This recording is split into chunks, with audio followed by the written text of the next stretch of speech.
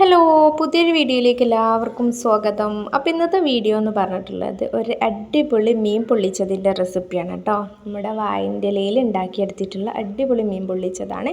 നല്ല സൂപ്പർ ടേസ്റ്റാണ് കേട്ടോ. അപ്പോൾ ഈ ഒരു മീൻ പൊള്ളിച്ചത് എങ്ങനെ ഉണ്ടാക്കിയെടുക്കുന്നത് നോക്കാം.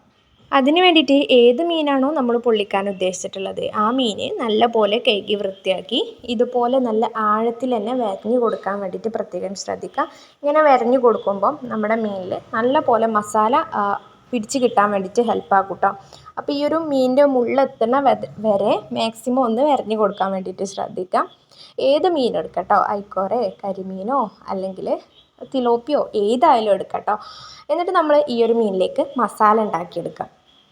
അതിന് വേണ്ടിയിട്ട് മുളക് പൊടി, മഞ്ഞൾപ്പൊടി, കുരുമുളക്, ഉപ്പ്, ഇഞ്ചി വെളുത്തുള്ളി പേസ്റ്റ്, പിന്നെ ഒരു ചെറിയ പീസ് ചെറുനാരങ്ങ കൂടി ഒന്ന് പിഴിഞ്ഞ് കൊടുക്കുന്നുണ്ട് കേട്ടോ.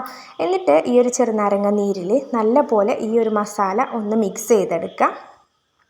മൊത്തത്തിൽ ചെറുനാരങ്ങ നീരിൽ തന്നെ ചെയ്യണമെന്നില്ല, കുറച്ച് ചെറുനാരങ്ങൻ്റെ നീരും ബാക്കി വെള്ളം കൂടിയും ചേർത്തിട്ട് നല്ല പോലെ തന്നെ മിക്സ് ചെയ്തെടുക്കുക. പിന്നെ വേണമെന്നുണ്ടെങ്കിൽ കുറച്ച് വെള്ളം ചേർത്തിട്ട് ഒന്ന് ലൂസാക്കിയിട്ട് എടുക്കുക കേട്ടോ. എന്നിട്ട് ഈ ഒരു മിക്സ് നമ്മൾ മീനിൽ നല്ല പോലെ തന്നെ ഒന്ന് തേച്ച് പിടിപ്പിച്ച് കൊടുക്കുക കേട്ടോ. എന്നിട്ട് മീൻ ഒന്ന് റെസ്റ്റ് ചെയ്യാൻ വേണ്ടിയിട്ട് വെക്കുക. നമ്മൾ ബാക്കിയുള്ള തക്കാളിയും ഉള്ളിയൊക്കെ ഒന്ന് കട്ട് ചെയ്യുന്ന ടൈം വരെ ഒന്ന് റെസ്റ്റ് ചെയ്യാൻ വേണ്ടിയിട്ട് വെച്ചാൽ മതി കേട്ടോ. അപ്പോൾ അത് രണ്ട് മീൻ ഞാൻ ഒന്ന് നല്ല പോലെ മസാല തേച്ചെടുത്തിട്ടുണ്ട്. മസാല തയ്യാറാക്കാനായിട്ട് ഈ ഐറ്റംസ് എല്ലാം ചെറുതാക്കി ഒന്ന് കട്ട് ചെയ്ത് വെക്കുക. കാണിച്ചെടുത്ത് എന്തൊക്കെയാണ്? ഉള്ളി, കുഞ്ഞുള്ളി, ഇഞ്ചി, വെളുത്തുള്ളി, മുളക്, അതെന്താ ചുവപ്പ്, ഇത് തക്കാളി, ഒരു തക്കാളിനെ എടുത്തിട്ടുള്ളത്. പിന്നെ കുറച്ചധികം തന്നെ ചീരുള്ളി എടുക്കുക കേട്ടോ, ചെറിയ ഉള്ളി, അതാവും നല്ല ടേസ്റ്റ് കേട്ടോ. ചീരുള്ളി അല്ലാന്നുണ്ടെങ്കിൽ വലിയ ഉള്ളി എടുത്താലും കുഴപ്പമൊന്നുമില്ല. പിന്നെ ഇഞ്ചിയും വെളുത്തുള്ളിയും 2 ടേബിൾ സ്പൂൺ നിറയെ തന്നെ എടുക്കുക. പിന്നെ പച്ചമുളക് ചെറുതാക്കി ഒന്ന് കട്ട് ചെയ്തതും. എന്നിട്ടൊരു പാന് അടുപ്പത്ത് വെക്കുക. അതിലേക്ക് വെളിച്ചെണ്ണ തന്നെ ഒഴിച്ചു കൊടുക്കുക കേട്ടോ. എന്നിട്ട് ഈ ഒരു മീൻ നല്ലപോലെ ഫ്രൈ ചെയ്തെടുക്കുക. അടച്ച് വെച്ചിട്ട് വേവിക്കണമെങ്കിൽ അങ്ങനെയും വേവിക്കാം, അല്ലാതെ നോർമലായിട്ട് ഫ്രൈ ചെയ്താലും മതി കേട്ടോ. വെളിച്ചെണ്ണയിൽ ചെയ്തെടുക്കുമ്പോഴാണ് നല്ലൊരു ടേസ്റ്റ് ഉണ്ടാവുക കേട്ടോ. അപ്പോൾ വെളിച്ചെണ്ണ കുറച്ച് കൂടുതൽ ഒഴിച്ചിട്ട് ബാക്കി മസാല നമുക്ക് ഈ ഒരു വെളിച്ചെണ്ണയിൽ തന്നെ ഉണ്ടാക്കിയെടുക്കാം. അപ്പോൾ അതിന് വേണ്ടിയിട്ട് കുറച്ച് അധികം വെളിച്ചെണ്ണ ഒഴിച്ച് ചേർത്ത് പ്രശ്നമൊന്നുമില്ല കേട്ടോ. എന്നിട്ടിത് തിരിച്ചും മറിച്ചിട്ട് നല്ലപോലെ ഫ്രൈ ചെയ്തെടുക്കുക. പിന്നെ തിരിച്ചും മറിച്ചിടുമ്പോൾ പ്രത്യേകം ശ്രദ്ധിക്കുക, പൊട്ടിപ്പോവാതെ നോക്കണം കേട്ടോ. പൊട്ടിപ്പോയാൽ നമ്മൾ ഈ ഒരു സംഭവം ഉണ്ടാക്കുമ്പോൾ ഉണ്ടാക്കുമ്പോൾ ഒരു കാണാനൊരു ഭംഗിക്ക് വേണ്ടിയിട്ടാണ്, പൊട്ടിപ്പോവാതെ നോക്കുക. ഇത് നമ്മൾ ഫ്രൈ ചെയ്ത് കഴിഞ്ഞാൽ അത് വേറൊരു പാത്രത്തിലേക്ക് മാറ്റി വെക്കുക. എന്നിട്ട് ഈ സെയിം പാനിലേക്ക് തന്നെ നമ്മൾ കട്ട് ചെയ്ത് മാറ്റി വെച്ചിട്ടുള്ള ഇഞ്ചിയും വെളുത്തുള്ളിയും പച്ചമുളകും പിന്നെ ചെറിയ ഉള്ളിയും കൂടി ഇട്ട് കൊടുക്കുക. അത് നല്ല പോലെ തന്നെ ഒന്ന് മിക്സ് ചെയ്ത് കൊടുക്കുക കേട്ടോ. പിന്നെ ചെറിയ ഉള്ളി എടുക്കുമ്പം കുറച്ചധികം തന്നെ എടുക്കാൻ വേണ്ടിയിട്ട് നോക്കുക, അല്ലെങ്കിൽ രണ്ടും കൂടി സവാളയും ചെറിയ ഉള്ളി രണ്ടും കൂടി മിക്സ് ചെയ്തെടുത്താലും മതി. ഞാനിപ്പം ചെറിയ ഉള്ളിയിലാണ് മൊത്തത്തിൽ ചെയ്തെടുക്കുന്നത്. നല്ല ടേസ്റ്റാണ് ചെറിയ ഉള്ളി മാത്രമായിട്ട് എടുക്കുമ്പോൾ നല്ല ടേസ്റ്റാണ് കേട്ടോ. കുറച്ച് കൂടുതൽ തന്നെ എടുക്കാൻ വേണ്ടിയിട്ട് നോക്കുക.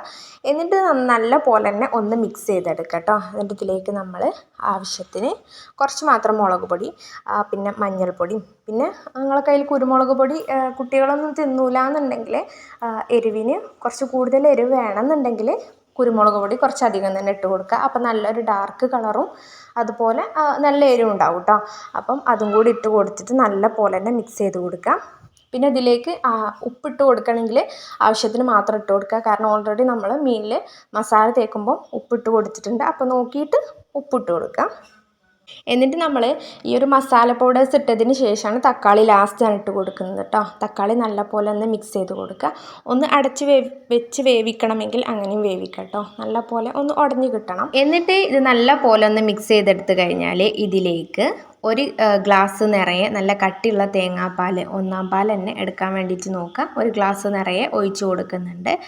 എന്നിട്ട് ഈ ഒരു തേങ്ങാപ്പാലിൽ നമ്മുടെ ഈ തക്കാളിയും ഉള്ളിയും എല്ലാം പാടെ നന്നായിട്ട് തന്നെ ഒന്ന് കുറുകി കിട്ടണം. നല്ല പോലെ വെന്ത് നല്ല പോലെ കുറുകി കിട്ടണം.